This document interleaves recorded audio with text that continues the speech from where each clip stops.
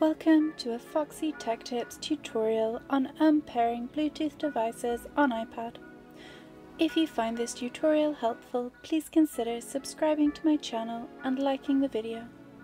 If you need to unpair a Bluetooth device from your iPad so you can pair it elsewhere, here is how to do it.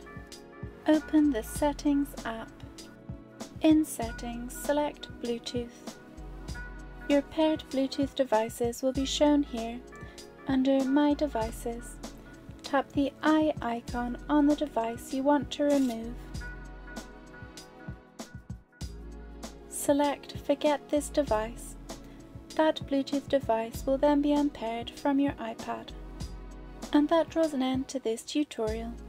Please like the video if you found it helpful and subscribe to Foxy Tech Tips for more iPad tips and tricks.